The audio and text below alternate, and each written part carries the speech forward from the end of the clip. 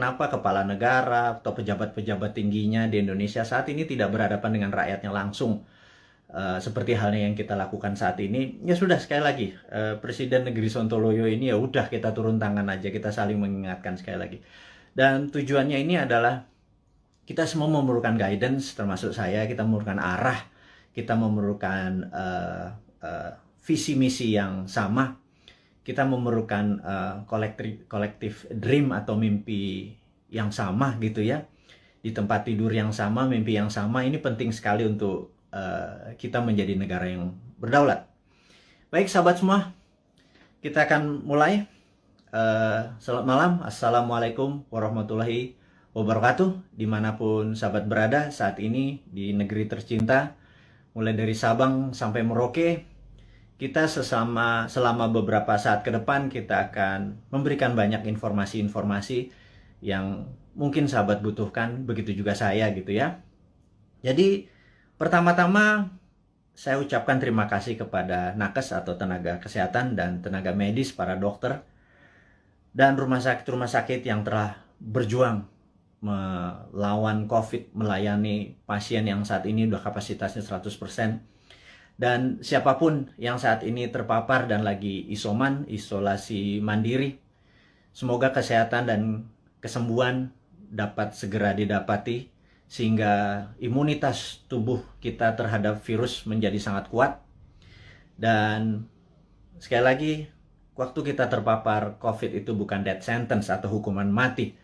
Itu adalah perjuangan. Dan sekali lagi, terima kasih kepada tenaga kesehatan, tenaga medis, rumah sakit. Anda pejuang terdepan. Anda adalah pejuang-pejuang yang membawa bambu runcing yang mengalahkan penjajah itu.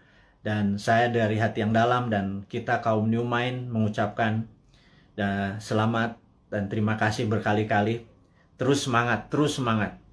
Kami bisa apa? Kami hanya bisa menerapkan protokol kesehatan di manapun kami berada, dan kami mengurangi kegiatan berjumpa dengan banyak orang. Kami taat, dan kita harap hal ini semua bisa terlewati. Kita tahu bahwa saat ini pemerintah lagi berjuang dengan gayanya, dan semua negara juga berjuang dengan gaya masing-masing, tapi ada yang sudah lewat. Ada yang seperti kalau kita nonton Euro Cup kemarin gitu ya, agak sebel juga gitu ya, dimana mereka udah nggak pakai masker, mereka menang bukan sekedar menang dari COVID, tapi juga bola itu menjadi perayaan pelampiasan rasa suka yang setelah 1,5 tahun mungkin semuanya lockdown, dan kita masih berada di rumah dengan PPKM-nya gitu ya. Lebaran 2020 kita taat pada pemerintah untuk tidak pulang kampung, kemudian Lebaran Haji pun kita tidak sholat Id di publik. Mendadak tahun 2021, entah bagaimana, kita juga nggak pulang kampung. Saya juga rindu sekali sama ibu saya, keluarga saya di kampung yang nggak bisa ketemu. Dan kita taat. Kemudian Lebaran Haji ini pun kita nggak bisa keluar lagi. Dalam hati kita cuman berkata, kalau sampai tahun depan Lebaran masih kita nggak bisa pulang kampung, dan Lebaran Haji tahun depan kita tidak bisa berhaji, saya rasa ada masalah dengan bernegara kali ini. Udah kalian itu tidak menghadapi rakyat dengan langsung mengatakan apa yang terjadi. Sudah kita tidak boleh berhaji. Dan ada yang mengatakan nggak boleh berhaji masalah COVID. Rasanya enggak. Banyak yang mengatakan ini jangan-jangan masalah politik. Karena kita negaranya miring ke salah satu kekuatan politik dunia gitu ya, yaitu Tiongkok. Itu kita jujur-jujur aja. Kenapa sih kita nggak menjadi negara yang tidak harus miring ke kiri, nggak harus miring ke kanan, tapi semuanya kita rangkul gitu ya. Dan nyata, ngerangkulnya tuh nyata. Kalau sekarang kan agak miring ke salah satu, sehingga kita tahu Saudi adalah perpanjangannya tangan Amerika, di mana Amerika dengan petrodolarnya atau negara petrolnya Saudi dan negara Timur Tengah dikendalikan menjadi underlay-nya terbitnya dolar gitu ya. Berarti kan dia miringnya ke sana ya. Begitu kita nggak berhaji, jangan-jangan, sekali lagi jangan-jangan gitu ya. Ada yang bilang dana hajinya kepake infrastruktur. Saya pikir lah itu mah nggak nggak tahu juga saya apa yang terjadi di atas sana. Tapi ya mbok diterangkan gitu ya, jangan membangun narasi pakai buzzer. Buzzer sudahlah, udah masa lalu buzzer itu.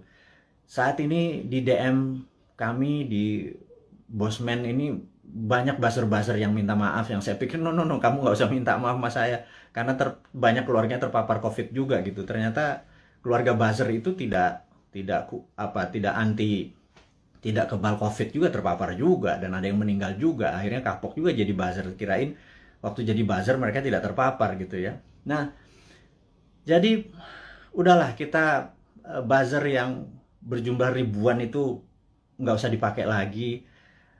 Buzzer itu nggak usah membunuh karakter-karakter orang yang ingin memberi saran ke pemerintah. Jadi saya mengingatkan bahwa pemerintahnya Pak Harto ya, banyak Pak Harto mendapat tentangan dari mahasiswa di tahun misalnya 73 di Malari dan lain sebagainya, Malapetaka 17 Januari dan lain sebagainya. Tapi apa yang Pak Harto lakukan, dia rangkul angkatan 66, 67, di angkatan 73, angkatan 80, semua dirangkul dan jadi menteri-menterinya dia. Ternyata mereka-mereka yang rebel terhadap pemerintahan dia waktu jadi menteri bagus semua gitu ya. Dan jadi saya sarankan, ini bukan saya ngarep jadi komisaris loh ya, bukan loh ya, nggak gitu-gitu amat gitu. Tapi kalau ada beda pendapat, coba didengarlah. Kita nih cinta tanah air kok gitu ya. Niat kita satu, niat kita bersatu gitu ya. Jadi janganlah dibangun narasi malah karakter kita dibunuh. Bahkan kemarin ada Anti Mardigu yang menyatakan kita pro komunis, cinta PKC, Partai Komunis Cina. Orang-orang nggak akan pernah impress dengan informasi seperti itu. Terus kita membangun bala muda, dianggap kita membangun pasukan kelima seperti Partai Komunis Indonesia dulu. Membangun kekuatan petani diminta bersenjatai. Kemudian sewaktu Bosman mengambil pasukan muda, teenagers, yang berusia 14 sampai 20 tahun ya, yang belasan tahun itu yang pendidikan Pancasilanya sedikit, yang mengetahui bela negaranya juga sedikit, terus kita bangun kekuatan dengan teen camp, bala mudanya kita bangun, summer camp 4 hari kita didik apa yang kita ajarkan di Lemhanas, kita ajarin ke anak-anak, kita ajarin disiplin militer, kita menjadikan anak-anak ini adalah patriotis nasionalis. Itu dicap untuk membangun kekuatan untuk anti pemerintah oleh buzzer-buzzer. Saya pikir Anda keterlaluan gitu ya. Iya, dan saya yakin orang-orang yang menjadi sahabat Newman ini nggak pernah percaya dengan apapun yang buzzer-buzzer itu lakukan. Dan karakter-karakter kayak gitu udah kuno lah gitu ya. Anak-anak sekarang zilenial, milenial ini sangat-sangat pinter dan nggak kemakan lah sama buzzer. Anda sudahlah tobat aja lah para buzzer itu dan bersama-sama bangun narasi, jangan memecah belah bangsa gitu ya. Dan itu tadi informasi mengenai COVID. Jadi saya rasa malam ini saya ingin share sedikit tentang COVID ya. Jadi di seluruh dunia sudah 3,2 miliar vaksin tersebar, dan sahabat saya di Amerika baru aja pagi tadi menelpon saya, jadi malam di sana, bahwa Amerika itu menarik, bahwa 49,1% adalah natural herd immunity, alias mereka terpapar dan sembuh sendiri. Kemudian 13 sekian persen menggunakan vaksin. Jadi kalau 49 tambah 13 mereka sudah hampir 70%, alias sudah kena herd immunity-nya. Jadi kalau 10% lagi divaksin dalam waktu 3 atau 4 bulan, kemudian Amerika sudah melewati herd immunity. Dan Eropa juga sama. Saya pernah menceritakan di video narasi bahwa pemerintah Belanda menyatakan menggunakan herd immunity, jadi benar-benar dilepas warganya, dikasih vitamin, dan sistem rumah sakit dikuatin dan dilindungi mereka-mereka yang rentan, ada komorbid dan usia tua. Dan terbukti bahwa sekarang negara-negara Eropa bahwa 40% menggunakan natural herd immunity, yang 20-30% pakai vaksin. Jadi vaksin minoritas, mayoritas adalah menggunakan herd immunity. Indonesia saat ini mungkin yang herd immunity berdasarkan data di bawah 10% yang terpapar dan sembuh, yang tanpa gejala dan lain sebagainya. Kemudian yang kita baru berapa persen ya, dengan kecepatan 250.000 suntik per hari, 3 tahun lagi kita mendapatkan herd immunity itu mungkin sekarang baru 20-25% yang sudah dikatakan kebal gitu ya. Jadi mencapai 70%, 80% pencapaian ini masih cukup lama. Jadi saya pikir kita ada ya sekali lagi bukan salah bernegara lah. Keputusan kemarin tidak tepat, tetapi jangan sampai sekali lagi tahun depan menjadi tidak tepat. Kita udah 4 kali minus loh, kuartal 4 kali minus growth ekonominya 4 kuartal. Itu sebenarnya berat nanti ya. Sekarang kita bicara COVID dulu. Jadi Tiongkok saat ini sudah mencapai 70% juga imunitasnya, dan mereka mengatakan mereka pakai vaksin. Tapi sekali lagi, data dari Tiongkok saya nggak pernah percaya utuh, karena negara komunis itu memiliki propaganda. Malah feeling saya sekali lagi, rasanya Tiongkok menggunakan herd immunity juga, alias 40% dari populasi menggunakan natural herd immunity. Mereka terpapar dan mereka sembuh, dikasih vitamin dan dikasih sarana kesehatan. Yang 30% atau 40% baru pakai vaksin, sisanya vaksinnya diekspor ke luar negeri. Jadi jangan-jangan Tiongkok sendiri pakai herd immunity natural gitu ya, dan sementara kita pakai herd immunity vaksin gitu ya. Semuanya benar. Saya tidak anti vaksin, saya sangat mendukung vaksin. Vaksin terbukti mengurangi tingkat fatality atau tingkat kematian. Jadi divaksin itu penting, tetapi lebih penting lagi kalau herd immunity natural, kekuatannya natural alami gitu ya. Nah, vitaminnya multivitamin biasa, B kompleks, B12, vitamin C, vitamin D plus matahari, olahraga, makan sehat dan lain sebagainya. Itu adalah basic untuk meningkatkan imunitas, dan kemudian mineral-mineral dan lain sebagainya. Itu basic sekali dan semua dunia juga tahu, sehingga yang terjadi di negara Tiongkok adalah mereka-mereka yang natural herd immunity-nya. Dan ini ada yang menarik, sampai ada sebuah statement dari Anda kalau suka nonton, denger ya. Jadi kalau IG itu kan tempat pamer, jadi ada pamer kekayaan, pamer perjalanan dipamer-pamerin. Kemudian kalau di TikTok itu beda, generasi TikTok sama generasi IG beda. Kalau di TikTok itu Anda harus sombong gitu. Kalau IG begitu sombong Anda diledekin. Kalau di TikTok Anda harus sombong. Anda di rumahnya punya lift, bilang wah gila, rumahnya dia ada lift gitu. Dan nggak ada, bagi anak TikTok tuh biasa aja. Anak TikTok adalah anak zilenial, anak IG adalah anak milenial. Dan mereka ini adalah orang-orang yang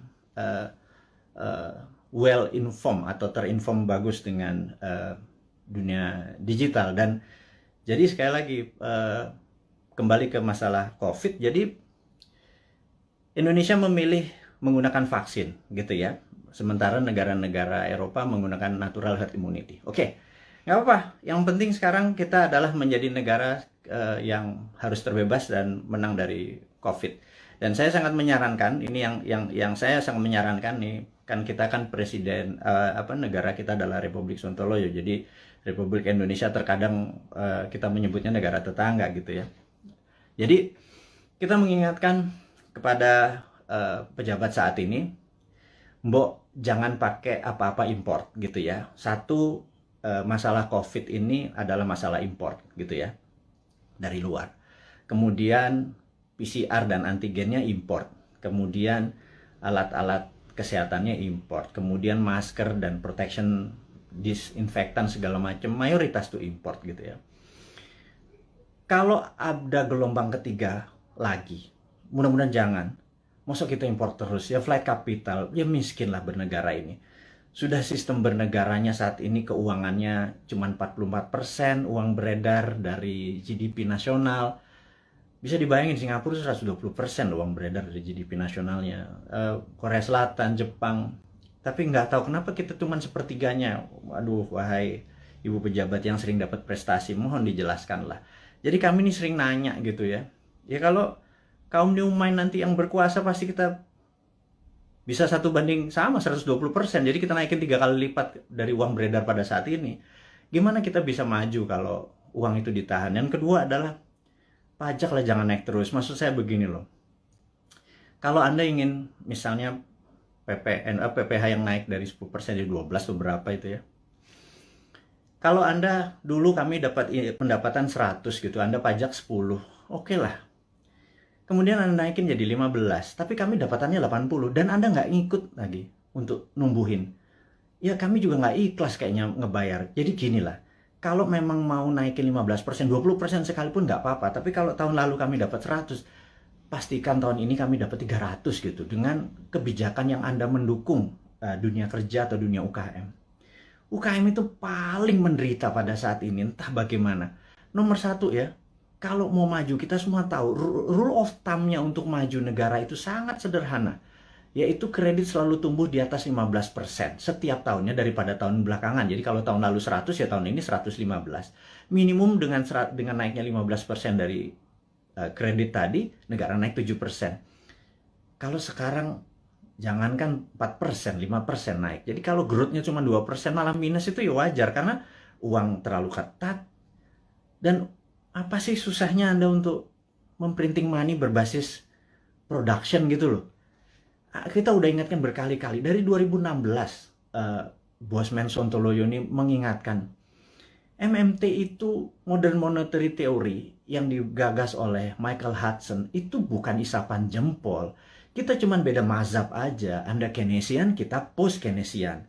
China pakai sudah dari tahun 89. Amerika pakai dari tahun 71 printing money itu. Terus negara Eropa, negara Jerman pakai semua. Ini untuk menyelesaikan masalah COVID ini ya, Tiongkok pun melakukan printing money saat ini. Dan kok kita malah minjem sih? Aduh, gimana sih? 6.500 triliun loh. Itu bunganya aja udah hampir 3.300 triliun. 300 triliun kalau buat beli obat itu selesai masalahnya, gratis semua, PCR gratis, antigen gratis. Kalau PCR-nya bayar, antigennya bayar, gimana kita mau travel? Terus udah kayak gitu, dengan PPKM kita ini udah taat sama ininya, tapi semuanya bayar gitu ya. Vitamin bayar gitu ya. Terus pajak bayar, terus kita pokok nggak pernah kebayar, negara sibuk bayarin utang, terus nambah utang. Aduh, ini mau mulai dari mana? Kita nih bertanya. Jadi sekali lagi, sahabat semua, kaum New Mind, kita ingin ke depan kita menjadi negara berdaulat. Jadi hari ini yang mau diinformasikan adalah gimana caranya kita di tahun 2045 Indonesia adalah negara superpower. Udah ya, itu adalah tema hari ini. Kenapa kita bilang ada yang penting dari Bosman hari ini mau mengumumkan sesuatu.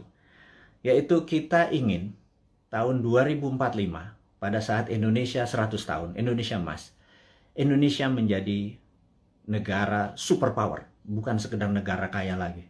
Negara superpower. Kita nggak bisa tumbuh hanya 5% atau 7% seperti janji-janji kemarin di dalam kampanye. Nggak bisa. Kita tumbuh harus lebih powerful dari angka-angka itu. Terus bagaimana membuat ini berdaulat gitu ya? Oke, sahabat semua. Saya ada beberapa informasi sebelum kita masuk ke topik ke sana, bahwa kita tahu saat ini negara-negara sudah kena herd immunity-nya dan kita masih belum. Dan penting untuk kita memberi informasi adalah begini. Sahabat, saya mengingatkan kita masuk ke topik berikutnya setelah tadi ini masuk.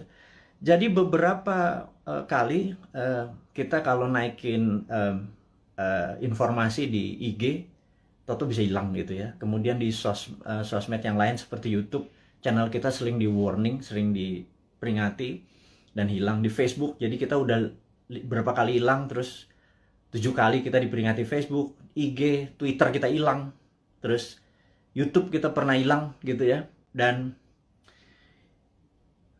ternyata saya baru memahami setelah algoritma teman-teman melihat dan dilaporkan, ternyata cara menghilangkannya gampang. Begitu mereka tidak ingin video atau tulisan segala macam itu, sekelompok buzzer adalah menginformasikan, melaporkan bahwa ada unsur porno, ada unsur dan lain sebagainya, sehingga pemilik sosial media yang tidak bisa berbahasa Indonesia itu pokoknya dapat laporan, terus mereka kasih peringatan kita gitu ya.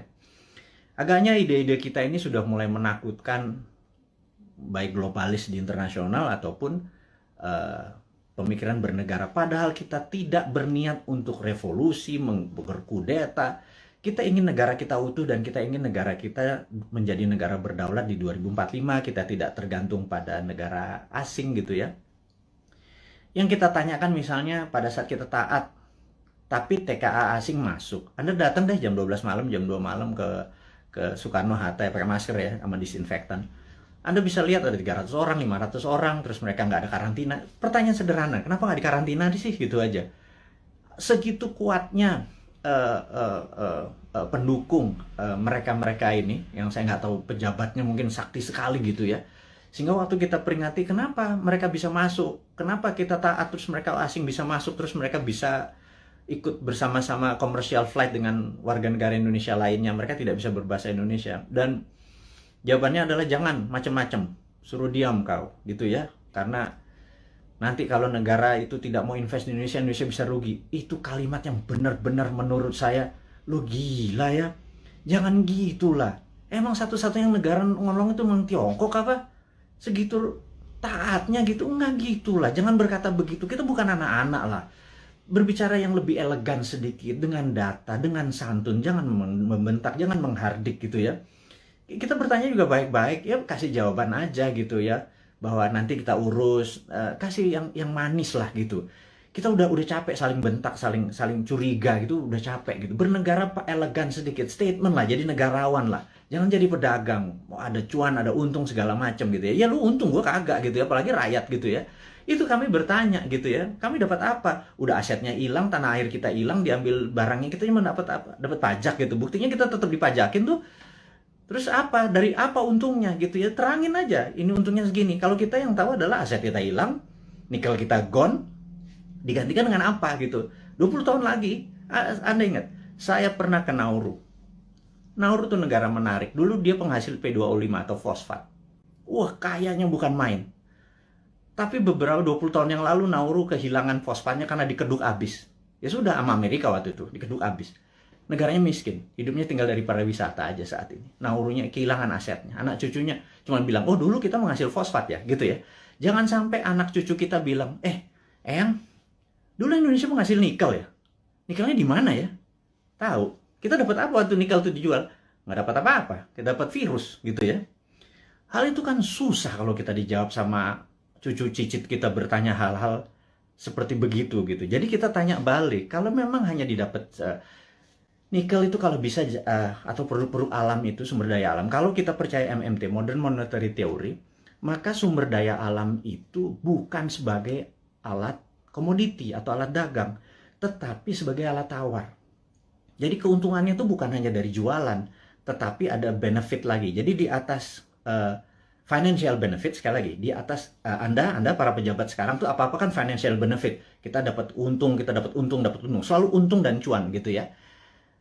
Cara bernegara segitu kesannya kayak anak TK gitu ya. Karena kalau cara bernegara di atas keuntungan materi itu ada namanya humanitarian benefit, keuntungan atas nama kemanusiaan. Terus ada namanya nasionalis, keuntungan untuk negara gitu ya. Bukan hanya keuntungan sekedar dari pajak, dari dagang, dari selisih jual beli gitu ya. Tapi humanitarian atas kemanusiaannya. Anak cucu kita masih benefit gitu ya. Nah, kalau kita pakai SWF, Sovereign Wealth Fund, itu asetnya masih di situ. Nikel kita masih di situ. Nah, kita mendapatkan funding dari situ untuk membangun sektor yang lain. Jadi dana yang masuk itu untuk membangun apa? Kok kita masih ngutang? Saya bingung sekali, BUMN rugi, kita masih ngutang, aset kita hilang.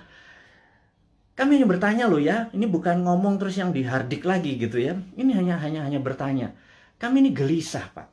Kami ini ingin menjadi negara berdaulat dan kami ingin terbukalah. Karena itu, karena kalian tidak berbicara selama PPKM ini, ya sudahlah.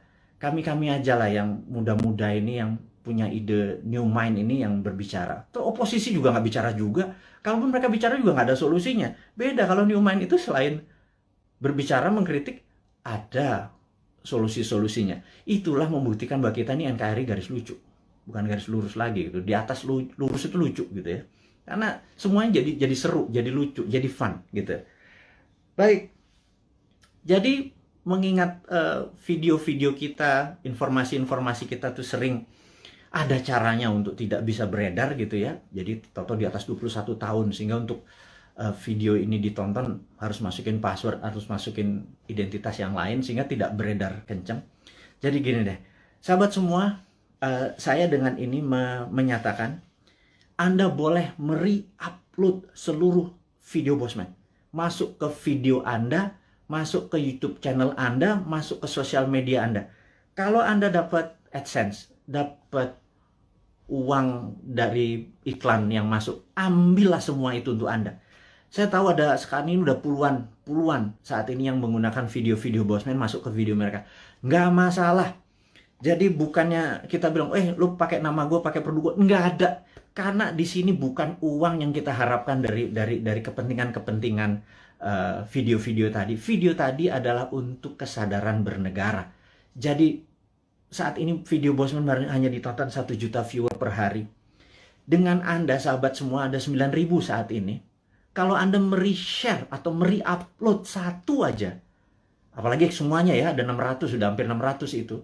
Dan Anda dapat financial benefit. Saya tahu, banyak sekali ada yang pernah lapor ke saya, terima kasih Pak, saya dapat 17 juta komisi fee dari AdSense YouTube bulan ini, dari video-video Bapak. Saya bilang, ambil lah, saya bilang kayak gitu. Itu Anda semua bisa benefit dari itu semua. Tapi poinnya adalah, jika suatu hari YouTube channelnya Bosman dan itu Bosman di drop atau di block atau di take down atau diapain lah, terserah. Misi-misi kita tetap tercapai. Sekali lagi, ini bukan masalah uang.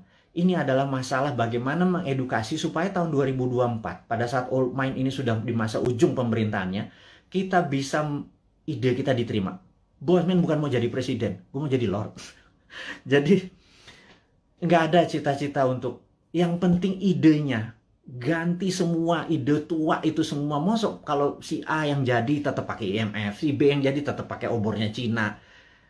Coba aja lihat sekarang yang di etalase di 2024. Semuanya pasti begitu jadi. Tanya deh, begitu jadi, pasti pakai itu lagi.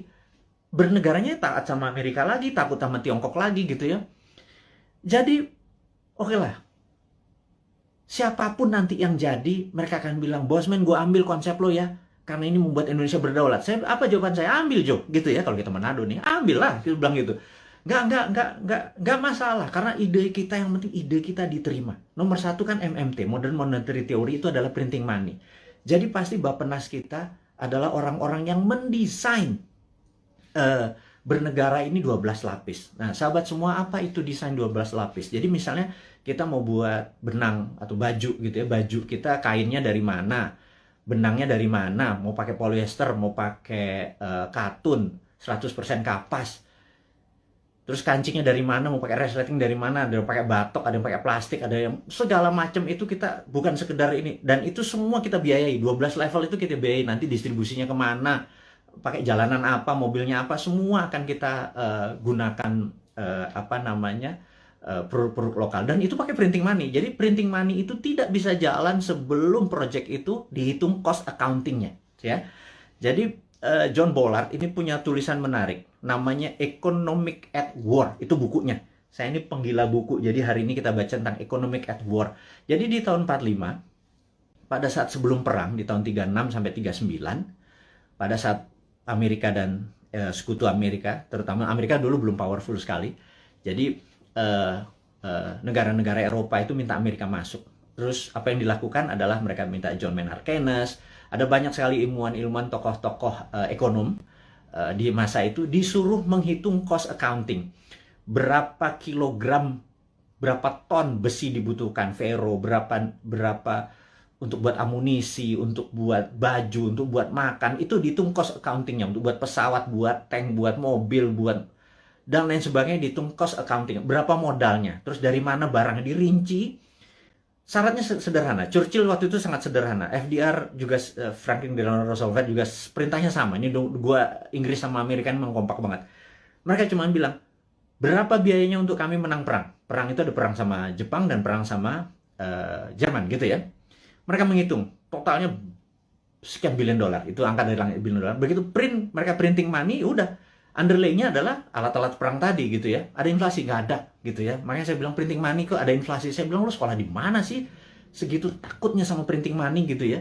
Printing money itu ditakuti kalau tidak ada production yang dibuat gitu ya. Tapi kalau, nah, bukunya baca, namanya The Economic at War. Jadi The Economist at War. Jadi orang-orang memenangkan perang tuh ekonom yang memenangkannya gitu ya. Nah, jadi sama, kita nanti akan sama juga. Kita akan membuat menghitung cost accountingnya. Kemudian kita akan printing money dan UKM kita langsung jalan ini jalan. Karena kita mau tahun 2024 itu kita menjadi negara berdaulat gitu ya. 2045 kita akan menjadi, dan mulainya dari 2024 karena sekarang kayaknya udah nggak kasihan sekarang ngurusin COVID, terus ngurusin apa Tiongkok ya udahlah, itu mereka terlalu repot dengan urusan gitu. Nggak mungkin lah bisa menjadi negara berdaulat. Kita cuma ngingetin sekali lagi. Jadi kita harapkan konsep kita ini diterima oleh siapapun yang nanti mau running 2024, konsep kita ini. Jadi kalau Anda bayangin ber-9.000 kita upload masuk, Anda buat, kalau nggak punya YouTube channel, Anda buat YouTube channel atau YouTube channel Anda sendiri. Anda tinggal ambil tulis kita, terus kasih judul-judul yang jangan terlalu negatif atau terlalu clickbait gitu ya. Kasih yang educate, kasih yang fun, kasih yang lucu dan lain sebagainya. Sehingga ribuan atau jutaan orang. Saat ini ada 180.000 orang yang ada di internet. Ada 180 juta. Jadi saya harapkan teman-teman bisa memanfaatkan. Kalau Anda dapat 1 juta per hari, Anda bisa hampir 100 juta itu dari AdSense-nya dari YouTube gitu ya. Pakai aja video-video kita ini untuk di re-upload, di reshare, dan pakai akun-akun Anda sendiri. Perbanyak itu semua informasi-informasi itu. Anda boleh mengganti thumbnail-nya, mengganti footage-nya. Yang penting voice-nya jangan dipotong. Narasinya gunakan tulisan agar orang menjadi lebih paham gitu ya. Ini tujuannya bukan untuk memecah belah bangsa, ini tujuannya untuk membuat kita negara berdaulat. Dan cara cerdas bernegara ini sudah hampir 600 video. Sebarkanlah gitu ya. Kemudian sahabat semua, kita saat ini ya tadi ada informasinya adalah untuk re-upload. Anda sangat diizinkan menggunakan nama Anda video-video Bosman. Saya harapkan ada 9.000 sahabat ini punya 9.000 akun yang masing-masing taruh semua videonya Bosman, dan Anda dapat faedah yang sama. Sekali lagi, kita baru mencapai mungkin 1% dari populasi. Bayangin dari 180 juta orang yang punya akun di sosial media atau internet, menggunakan internet ini, baru 1 juta yang kita capai. Masih kecil sekali. Gimana cara 100 juta bisa menonton video ini? Dan kalau 100 juta bisa menonton video ini melalui Anda punya channel, ya Anda yang dapat duitnya loh. Bicara itu aja dulu. Di masa pandemi seperti begini, susah bergerak, ya udahlah. YouTube channelnya Anda aktifkan gitu ya. Mudah-mudahan jadi faedah ini bersama. Dan saya mengingatkan bahwa saat ini kita tahu bahwa kita berperang, dunia saat ini berperang. Contohnya lagi. Bisa dibayangkan bahwa di dunia yang Perang Dunia Pertama, yaitu tahun 1914 sampai 1918, 4 tahun. Itu Perang Dunia 1. Kemudian Perang Dunia Kedua 40 sampai 45, 5 tahun.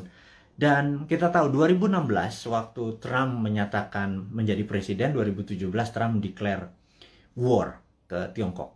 Tapi bukan world war, bukan perang dunia, tetapi adalah economic warfare dengan salah satu strateginya menggunakan trade war, perang dagang.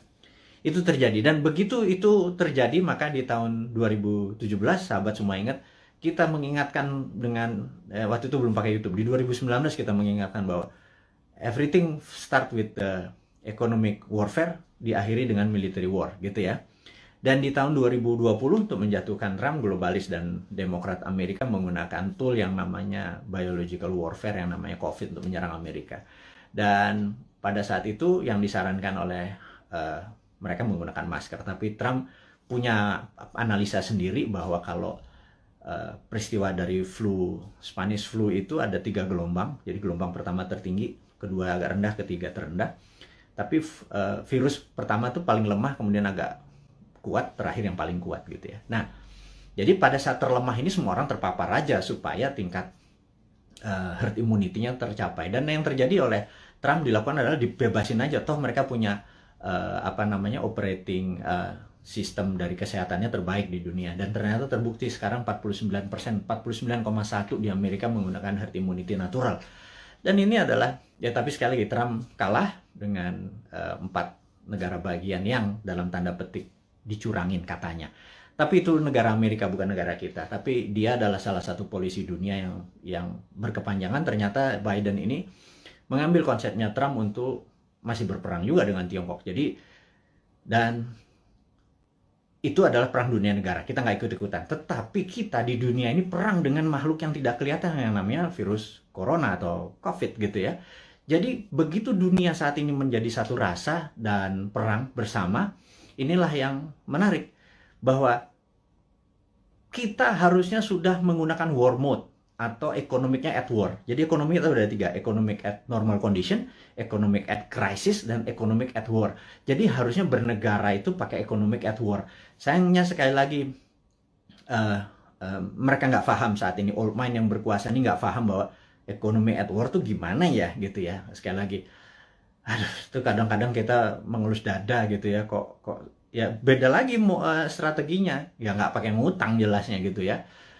Harus berdikari, berdiri di atas kaki sendiri, every country for their own, negara ngurusin sendiri. Jadi begitu kita masuk perang dunia, yaitu 2020 kemarin, 2021 saat ini kita masih dalam keadaan perang, dan WHO serta World Bank sudah mengumumkan bahwa perang ini diperkirakan berakhir tahun 2025. Jadi perang ini masih panjang, sahabat semua. Perang ini kan perang besar itu kan ada battle perang, pertempuran kecil gitu ya. Ini masih banyak di Jawa sekarang, di Bali itu masih ada pertempuran kecil. Dan kita harus memenangkan pertempuran itu untuk memenangkan peperangan. Jadi bayangin kalau kita baru selesai tahun 2025. Jadi baru sebagian yang tahun 2022 lepas sebagian, 2023 lepas sebagian, dan lain sebagainya. Nah, kalau melihat kayak gini mood-nya atau apa ya, cara bernegara saat ini tidak juga memahami ini World War III, perang dunia ketiga, karena perang benar, semua negara perang kok masih nggak declare juga sebagai perang dunia. Ini akan berbahaya bernegaranya. Jadi ya udah, kita sebagai kaum Sontoloyo mengingatkan kaum New Mind ini, Presiden Republik Sontoloyo mengingatkan kaum New Mind, sahabat semua, ini adalah war mode gitu ya. Sahabat semua, ini adalah World War III. Sahabat semua, kita harus kompak. Sahabat semua, kita harus membangun kekuatan bersama gitu ya. Sahabat semua, kita nggak usah bergantung pada negara lain. Kita bergantung pada kekuatan tanah air sendiri. Nah, gimana cara bergantung pada tanah air sendiri nih? Nah, ini informasi berikutnya mau diumumkan. Jadi sahabat semua, kalau Anda punya UKM, sekali lagi, Anda punya UKM, Anda perlu dana. Saat ini di Santara ada sekitar 2 triliun dana dengan 280.000 investor receh ya. Sederhana ya, 280 investor tuh anggap masing-masing naruh 10 juta rupiah aja untuk invest di portfolio keuangannya, mau invest di UKM Anda. Jadi kalau 10 juta dikali 280 itu 2,8 triliun. Jadi ada 2 triliun. Sahabat semua, kalau Anda punya UKM, Anda perlu dana. Anda lihat di IG, di wall IG, maka di situ udah ada informasi, kirimkan Anda punya, ada 7 persyaratan, Anda perlu uang berapa, apa yang Anda butuhkan, bisnis Anda seperti apa, dan lain sebagainya, dan kita akan review di 280.000. Dan bagi Anda yang saat ini bingung mau ngapain, bisnis baru kan susah, tapi kalau Anda punya uang, Anda join sebagai investor untuk membantu UKM. Jadi Santara adalah penghulu untuk menghubungkan si cowoknya adalah si investor, si ceweknya adalah si UKM. Dan saat ini Santara adalah perusahaan terbesar dan nomor 1 leading di perusahaan urun dana, ECF, Equity Crowdfunding, dan ini adalah kontribusi dan itu adalah kontribusi dari komunitas kita New Mind ini untuk membangun ekonomi Indonesia. Itu base-nya MMT kita kan pro pada UKM, pro pada bottom of pyramid. Jadi bukan yang piramid di atas, kita pro pada bottom of pyramid. Ini membuktikan bahwa kita bukan cuma konsep doang. Beginilah cara kita bergandengan tangan. Jadi tadi ya, nomor 1 kita re-upload, kemudian re-share apa yang kita punya informasi. Kedua adalah yuk gandengan tangan untuk membangun UKM. Karena UKM ini yang kuat terhadap masalah krisis ekonomi. Inilah yang membuat Indonesia nanti take off di 2045 adalah kekuatan UKM yang 40-50 juta itu. Tapi UKM itu mungkin kita bagi 3, ada kecil, mikro, kecil, dan menengah. Saat ini mungkin kita yang menengah dulu ya, ngapunten. Jadi kita belum bisa menolong yang mikro gitu ya, yang juga yang kecil gitu. Kita yang menengah dulu, pelan-pelan. Tangan cuma 2. Organisasi kita masih muda gitu ya, baru 3 tahun. Tapi sahabat semualah yang bisa membuat kita bisa menolong menengah, kecil, dan nanti yang ke mikronya gitu ya. Makanya yuk gandengan tangan kita invest di UKM. Nah, kemudian ada lagi yang kami mau umumkan sekali lagi, teman-teman, bagi mereka yang saat ini ada kondisinya kita tahu nggak stabil ke depannya, tidak ada yang terbaik daripada uang Anda ditaruh di gold atau di emas gitu ya. Jadi daripada, dan emas itu kalau pakai fisik kan bisa bermasalah. Sebentar lagi Dinaran akan menerbitkan ATM Gold. Jadi Anda bisa buka rekening, beli emasnya. Anda bisa ambil kapan saja karena ATM Gold ini kita akan ada di kantor kita, kemudian akan ada di semua mall di Jakarta dulu, dan habis itu nanti ada di semua lokasi. Kita ingin lakukan itu segera. Jadi ini semua adalah untuk bakti kita, gimana caranya kita bergandengan tangan ke depan untuk menjadi negara yang powerful. Sahabat semua, sekali lagi saya mau mereview apa yang kita dapat hari ini adalah negara dalam keadaan perang, dunia dalam keadaan perang. Saya sarankan Anda untuk melakukan hal yang sangat penting yang namanya survival mode. Anda harus survive, Anda harus sehat, Anda harus semangat, Anda terus bersatu, Anda terus berjuang mengalahkan masalah ekonomi, masalah kesehatan. Kita bergandengan tangan, kurangi gerak. Jadi pada saat Anda ada masalah dengan keuangan, yuk kita bergandengan tangan dengan Santara. Yuk nabung di Dinaran. Dan jangan banyak gerak dulu. Sabar. Jadi kita momen ini adalah segalanya. Jadi survival mode. Jadi saat ini ikuti aturan pemerintah untuk PPKM. Stay healthy. Teman-teman semua, di akhir informasi hari ini kita ucapkan sehat selalu, semangat selalu, bersatu selalu. Gunakan seluruh kekuatan Anda untuk membangun Indonesia, terus berprasangka baik, terus kompak, dan percayalah Indonesia akan menjadi negara berdaulat di tahun 2024 mulainya, dan di 2045 Indonesia akan menjadi negara superpower. Dari saya, selamat menikmati hari Minggu. Sukses buat Anda semua. Wassalamualaikum warahmatullahi wabarakatuh.